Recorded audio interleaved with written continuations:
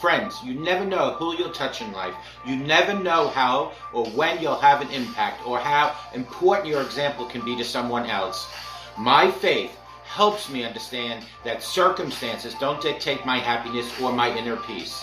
The chances you take, the people you meet, the people you love, the faith that you have, that's what's going to define you. You have to be who you are in this world, no matter what. At the end of the day, my friends, it's not about what you have or even what you've accomplished. It's about what you've done with those accomplishments. It's about who have you lifted up? Who have you made better? It's about what you've given back to those people. I think personally a role model is a mentor, someone who you see on a daily basis and you learn from them. My faith taught me how to forgive.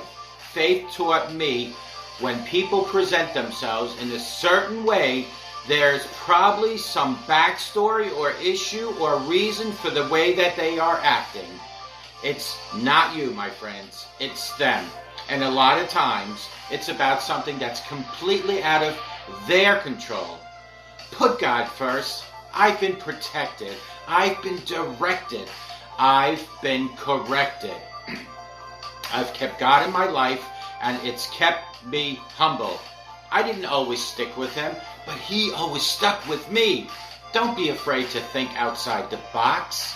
Don't be afraid to fail big, to dream big. But remember, dreams without goals are just dreams, and they ultimately fuel disappointment. And understand, to achieve these goals, you must apply discipline and consistency. You'll never see a U-Haul behind a hearse. It's not how much you have in life. It's about what you do with what you have. That's where the success is in helping others. Say thank you in advance for what's already yours. That's how I live my life. True desire in the heart for anything good is God's proof to you, sent beforehand to indicate that it's yours already. My advice is this, and it's simple.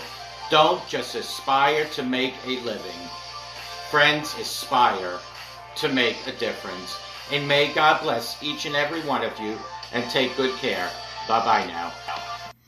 Good morning. My name is Ralf Friedrichs. I'm an author, an addiction recovery coach, a life coach, and the host of this show, To Take Your Life Back Today radio show. You can see a video version of this if you go to YouTube under channel Take Your Life Back Today show. Here are some signs that you might care too much. 5 signs.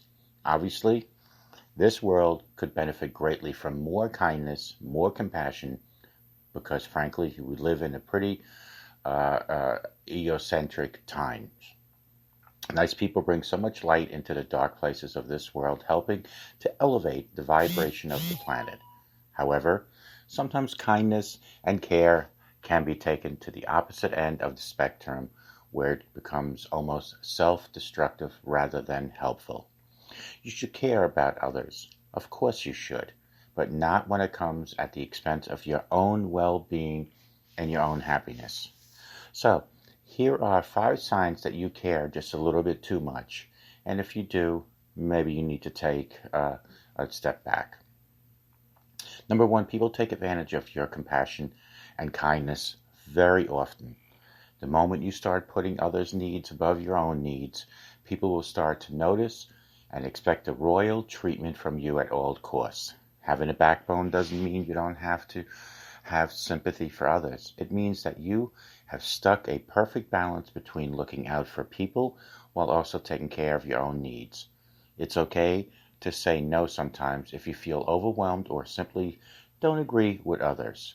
You have every right to stand up for yourself without being labeled as cruel and unfeeling. If you don't think your opinion or well-being matters, people will start to treat you like a doormat. If you don't believe in your worth, people will walk all over you. It's important to remember that you have an obligation to look after your own self first before anyone else, because no one else will fill that role for you. And you know, that's the truth of the matter. Number 2 is you hide your opinion in fear of others rejecting you. People-pleasing behavior begins in childhood for all of us.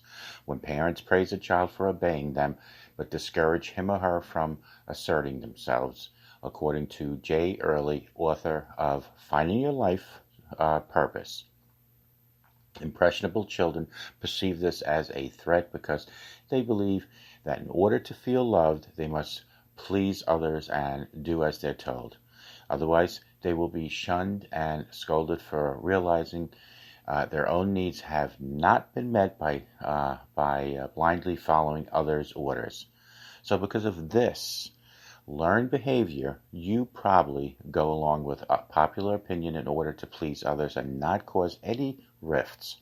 This also means you care too much about what other people think. Remember, your true friends and family won't care that you have a different opinion than them, because two people can't agree on everything at all times. Remember, other people's reactions have nothing to do with you, so don't take responsibility for them. You should never have to bend over backwards to please others at the expense of your own well-being. Never do that. Number 3 is you put everyone else's needs above your own needs. Perhaps this is the most draining and saddening aspect of being truly kind-hearted person. Some people will only see you as a means to an end, or a tool in order to fulfill a goal in their storybook if you continually give them any idea that you'll do anything for them at any cost. Being nice does sometimes feel like more of a curse than a blessing, but remember that people cannot take advantage of you unless you allow it to happen. Make sure you set a clear boundaries with people that let them know that they have crossed the line when they do. You can learn how to say no without coming across as rude or uncaring. After all, if you don't look out for yourselves, then who will?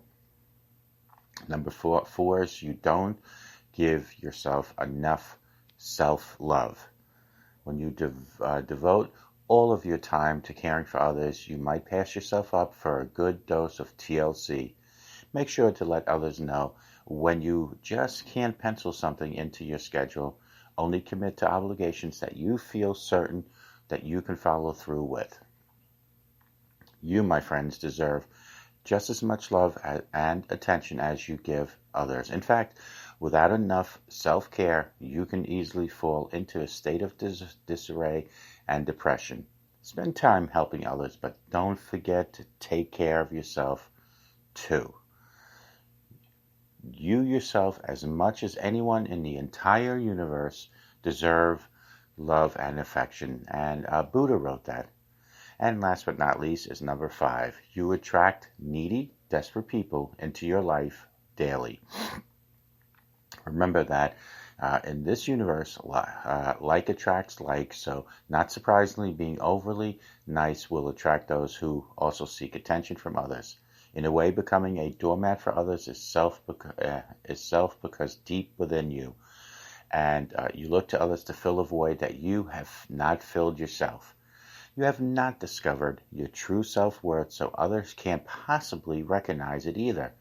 Be sure to spend time developing yourself and practicing over-assertiveness when you need to do this.